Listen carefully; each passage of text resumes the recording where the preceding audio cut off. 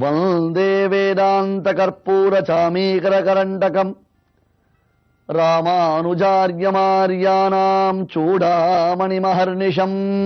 வேதாந்தார்த்தமாகிறதான கற்பூரத்தை சேமித்து வைக்கக்கூடிய தங்க பேழை எங்கள் ராமானுஷர். வந்தே வேதாந்த கற்பூர சாமீகர கரண்டகம். அந்த வேதாந்தார்த்தம் என்னும் உயர்ந்த பரிமளம் மிக்க வாசனை மிக்கதான கற்பூரத்தை வைக்கும் தங்கப்பேழையான சுவாமி ராமானுஜரை நான் அல்லும் பகலும் இரவும் பகலும் விடாமல் சிந்தித்திருக்கிறேன், வணங்குகிறேன் என்பது இந்த ஸ்லோகத்தினுடைய பொருள். நமக்கு வேறு என்ன வேணும்? இவ்வளவு தூரம் ராமானுஜருடைய வைபவத்தை நாம் கேட்டுக்கொண்டிருப்பதனுடைய பயன் என்ன? ராமானுஜ வைபவத்தை சொல்லுபவரை நாம் ஸ்தோத்திரம் செய்ய வேண்டிய அவசியம் இல்லை. அதற்கு பதிலாக ராமானுஜரை நாம் எப்பொழுதும் ஸ்தோத்திரம் செய்து கொண்டிருக்க வேண்டும். கீழே சொன்னமே, பஜயதி ராஜம் பஜயதி ராஜம் பஜயதி ராஜம் பவபீரோ, பஜயதி ராஜம் பஜயதி ராஜம் பஜயதி ராஜம் பவபீரோ. சம்சாரத்தில் பயந்தவர்களே, உங்களுக்கு ஒரே ஒரு வழிதான், ஒரே வழிதான். எம்பெருமானார் எம்பெருமானார் எம்பெருமானார் என்று எதிராஜம்பஜ எதிராஜம்பஜ எதிராஜம்பஜ என்று அந்த எதிராஜரை நாம் எப்பொழுதும் வாயினால் பாடி வனத்தினால் சிந்திப்பதுதான் நம்முடைய பிறந்த பயன். அதுதான் நமக்கு பிரயோஜனத்தை அளிக்கக்கூடியதா இருக்கும். இல்லையென்றால் நாம் நம்முடையதான பிறவியை விட்டுவிடலாம். அந்த பிறவி நமக்கு பலிக்கக்கூடியது என்றால் ராமானுஜருடைய திவ்ய சரித்திரங்களை நாம் பேசுவது மட்டும்தான். பதரிகாசிரமம் என்னும் உயர்ந்த க்ஷேத்திர விசேஷம் ஸ்வயம் வியக்த க்ஷேத்திரங்களில் தலையாயது. ஜீவனாக பிறந்திருக்கக்கூடிய ஒவ்வொருவனும் தன்னுடைய வாழ்நாளில் ஒரு முறையாவது அந்த பத்ரிநாராயண பெருமாளை சென்று சேவிக்க வேண்டுமாம். அங்கு இருக்கக்கூடிய பிரம்ம கபாலத்தில் தன் பித்திருக்களை நினைத்து ஆராதனை செய்ய வேண்டுமாம். ஆழ்வார்கள் அப்பெருமானை பலமுகமாக கொண்டாடுகிறார்கள். அஷ்டாட்சரம் என்னும் 8 எழுத்து மந்திரத்தினுடைய அர்த்தஸ்வரூபனாக அந்த பெருமான் சேவை சாதிக்கிறான். அங்கே சிங்கப்பிரான் என்னும் ஒரு சிவைஷ்டவர், ராமானுஜருடைய திருவிடி சம்பந்தம் பெற்றவர். பதரி நாராயண பெருமானுடைய திருக்கோவில் நிர்வாகங்கள் 6 மாதங்கள் திருக்கோவில்கள் மூடப்பட்டு மறுபடியும் திறக்கக்கூடியதான அந்த சந்தர்ப்பத்தில் பகவானுக்கு செய்ய வேண்டியதான விசேஷமான திருவாராதன கிரமங்கள் இவற்றையெல்லாம் நிர்தாரணம் செய்ததாக சுவாமி ராமானுஜர் சிங்கப்பிரான் என்னும் ஒரு வைணவ அடியாரை அந்த திருக்கோயில் சேனாதிபத்தியத்தில் நியமித்து வைத்தாராம். அவரிடத்தில் இந்த திருக்கோவிலுடைய நிர்வாகங்களை எல்லாம் செவ்வனே செய்து வரும்படியாக சுவாமி ஒப்படைத்தார் என்பதாக குரு பரம்பரை வாயிலாக நாம் அறிகிறோம். அங்கிருந்து சுவாமி புறப்படுகிறார். கங்கா நதி திரிபதகா என்று பெயர் பெற்றது. முதலில் சொர்க்கத்தில் உண்டாகிறது, அதன் பின்னர் பூமியில் விழுகிறது, அதன் பின்னர் பாதாளத்திற்கு சென்றுகிறது. 3 லோகங்களிலும் பரவுவதனாலே அந்த கங்கைக்கு திரிபதகா என்னும் பெயர் உண்டாயிற்றல்லவா. மலையிலிருந்து மகாநதி பெருகுவதை போல, மலையிலிருந்து மகாநதியினுடைய பெருக்கு உலகத்தை உஜ்ஜீவிப்பதை போல, பதரிகாசிரமம் என்னும் மலையிலிருந்து சிஷ்ய பிரசிஷ்யர்களான மகாநதி சூழ மகாநதி வெள்ளப்பெருக்கு போல சுவாமி ராமானுஜர் அடுத்த திவிதேசத்திற்கு சஞ்சாரம் செய்கிறார். என்ன ஒரு அற்புதமான ஓமை நம் பெரியோர்களாலே காண்பிக்கப்படுகிறது. அந்த கங்கா நதியானது இமயமலையிலிருந்து ஹிமவத் பர்வதத்திலிருந்து பெருக்கெடுத்து வருவதை போல பெருத்த ஸ்ரீவைஷ்ணவ சமிருத்தம், சிஷ்ய பிரசிஷ்யர்கள் நிறைந்திருக்கக்கூடிய அந்த ஸ்ரீவைஷ்ணவ சமிருத்தியுடன் சுவாமி ராமானுஜர் அடுத்த திவிதேசத்திற்கு செல்கிறார். நாமும் ராமானுஜருடன் இந்த திவிதேசங்களை எல்லாம் சேவித்தால் எவ்வளவு பாக்கியம் பெற்றவர்களாய் இருக்கிறோம் தெரியுமா? தற்பொழுது பாரதத்திற்கு வெளியில் இருக்கக்கூடிய ஒரு தேசம் நேபாள தேசம் என்று சொல்லுகிறோமே, அந்த நேபாளத்தில் தான் ஒரு திவ்ய கஷேத்திரம் அமைந்திருக்கிறது. அது சாலக்கிராமம் என்பதாக பெயர். சாலக்கிராமம் அடை நெஞ்சே என்று நெஞ்சத்தை குறித்து ஆழ்வார்கள் பாடுகிறார்கள். சாலக்கிராமம் உடைய நம்பி என்று ஆழ்வார்கள் எம்பெருமானுடைய திருமேனி காந்தியை போற்றுகிறார்கள். ஏனென்றால் சாலக்கிராமத்திற்கு சென்று வருவது அவ்வளவு கடினமான விஷயமா. பதரிகாசிரம யாத்திரை கூட முடித்து விடலாம், ஆனால் சாலக்கிராமத்திற்கு சென்று திரும்பி வருவது என்பது மிக மிக துஷ்பிரயாசமான காரியம் என்பதாக அதை சொல்லுகிறார்கள்.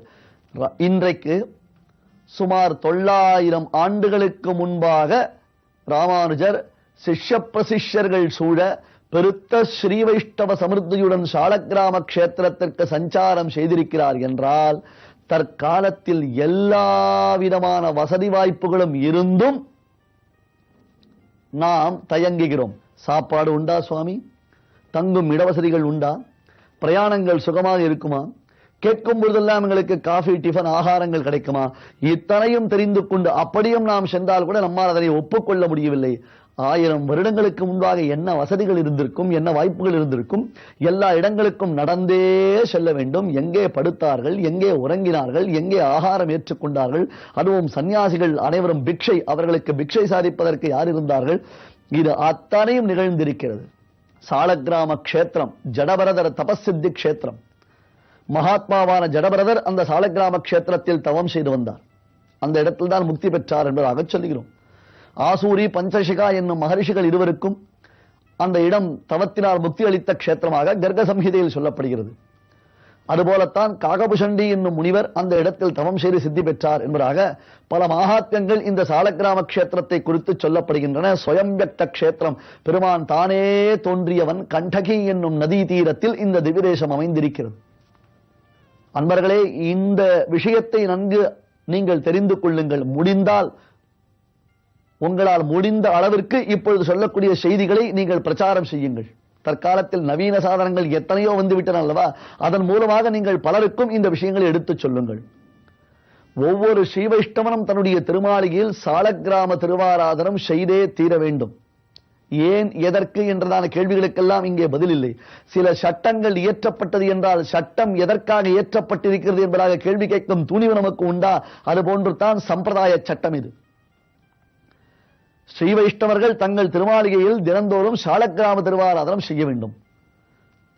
12 சாலக்கிராம மூர்த்திகள், சாலக்கிராம மூர்த்தி 12 சாலக்கிராம மூர்த்திகள் ஒரு இல்லத்தில் வைத்து பூஜிக்கப்பட்டது என்றால் அந்த இல்லமே ஒரு திவ்யதேசமாக கணக்கிடப்படுகிறது என்றால் இதன் மேன்மை எத்தகையது? நன்கு யோசித்து பாருங்கள். ஒருவருடைய இல்லத்தில் 12 சாலக்கிராமங்களை வைத்து தினந்தோறும் அவர் பூஜை செய்து வந்தார் என்றால் அந்த இல்லமே திவ்யதேசம் என்று போற்றுதலுக்கு உரியதாக திகழ்கிறது.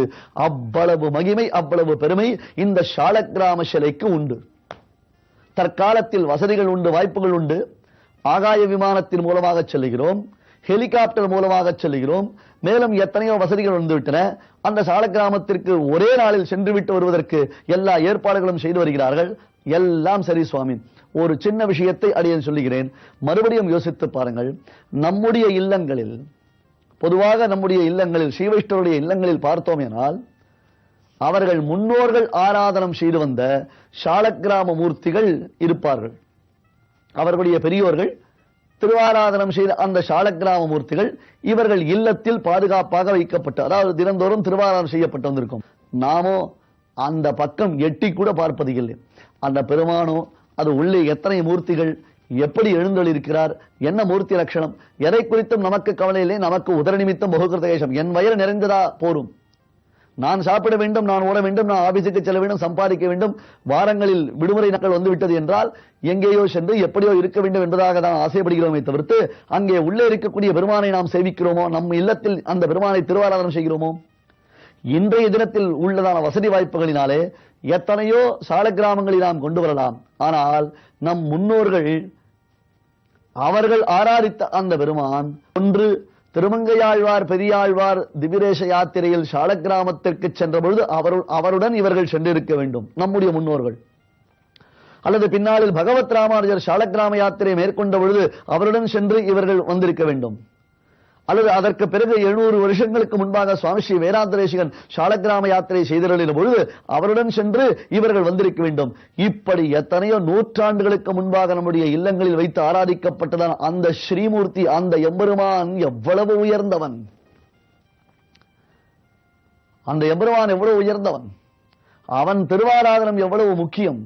இல்லத்தில் நமக்கு பல நாள் கழித்து தவமிருந்து ஒரு குழந்தை பிறந்தது என்றால் எங்கோ கல்யாணத்திற்கு செல்ல வேண்டும், அலுவலகத்தில் நடக்கக்கூடிய விழாவிற்கு செல்ல வேண்டும், குழந்தையை எடுத்துச் செல்ல முடியாது என்பதாக நினைத்து அந்த குழந்தையை இல்லத்தில் வைத்து பூட்டிவிட்டு செல்லுவோமா? நாம் அந்த குழந்தையை விட்டு செல்லுவோமா? அதுபோன்று தான் சுவாமி நம் இல்லங்களில் வைத்து பூஜிக்கப்படக்கூடிய சாலக்கிராம பெருமான்களை நாம் குழந்தைகளாக பாவிக்க வேண்டும். எப்படி ஒரு குழந்தையை பாலூட்டி தாளாட்டி சீராட்டி வளர்க்கிறோமோ அதுபோன்று இப்பெருமானை வணங்க வேண்டும். பகவத் ராமானுஜர் ஜடபரத மகாத்மா தவம் செய்து சித்தி பெற்றதான உத்தமமான இந்த சாலக்கிராம கஷேத்திரத்திற்கு வந்து செய்தார். இப்பொழுது நாம் சேவிக்கக்கூடிய இந்த சாலக்கிராம கஷேத்திரம், இதற்கு மேற்புறத்தில் தாமோதர குண்டம் என்பதான ஒரு ஏரி அமைந்திருக்கிறது. அது செல்வது மிக மிக மிக கடினம். தாமோதர குண்டம் என்பதாக அந்த இடம், இதற்கும் மேற்புறத்தில் அந்த தாமோதர குண்டம் அமைந்திருக்கிறது. அந்த இடத்தில் தான், அங்குதான் கண்டகி நதி உற்பத்தி ஆகிறது. அந்த கண்டகி நதியிலிருந்து வரக்கூடிய கற்களில் ஒரு விதமான பூச்சி தொலைக்கின்றது. அந்த பூச்சி தொலைக்கும் பொழுது அதில் உண்டாகும் பாவங்கள் தான் சாலக்கிராம மூர்த்திகளாக சித்திக்கின்றன. சாலக்கிராம சிலைகள் அவ்வளவு மகிமை வாய்ந்தவைகள். ஒரு குழந்தையை போல அப்பெருமான்களை நாம் ஆராதனை செய்ய வேண்டும். ராமானுஜர் இந்த திவிதேசத்தில் இருந்து என்ன குளிர், ஒரு ஆகாரம் உண்டா, இருக்க முடியுமா, நம்மால் வசிக்க முடியுமா என்றெல்லாம் நாம் இவ்வளவு யோசிக்கிறோமே. அந்த காலத்தில் மகான்கள் தான் எப்படித்தான் சஞ்சாரங்கள் செய்திருக்கிறார்கள். கேவலம் பகவத் அனுபவம், பகவத் விஷயம், பகவத் பிரேமை என்பதுதான் அவர்களை காப்பாற்றியது. ஸ்வயம் வியக்த கஷேத்திரத்தில் சாலக்கிராம கஷேத்திரம் மிக முக்கியமானது, புண்ணியமானது. கண்டகி நதியினுடைய பிரவாகம் அத்தியாச்சரியமான பிரவாகம். கலங்கள் இல்லாததான அந்த கண்டகி நதி, அதிலிருந்து உற்பத்தியாகக்கூடிய அந்த சிலைகள், அதற்குள்ளே சில சிலைகளுக்குள்ளே, சில கற்களுக்குள்ளே சொர்ணமும் உண்டு, தங்கமும் உள்ளே இருக்குமாம்.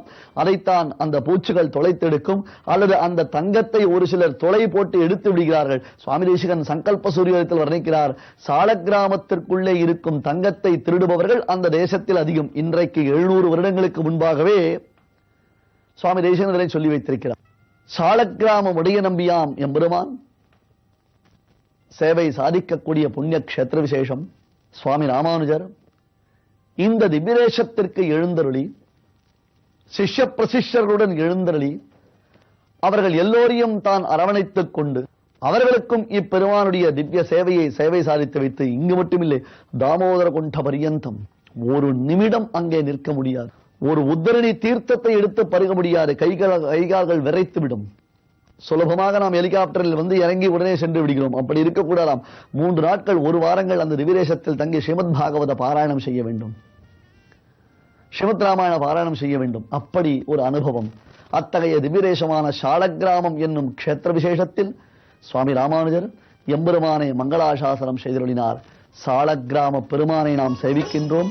இந்த சாலக்கிராம பெருமான் நம்முடைய இல்லங்களில் நமக்கு எல்லா விதமான க்ஷேமங்களையும் அருள வேண்டும் என்பதாக அப்பெருமானை நாமும் பிரார்த்தித்துக் கொள்கிறோம். ஸ்ரீமதே ராமானுஜாய நமஹ.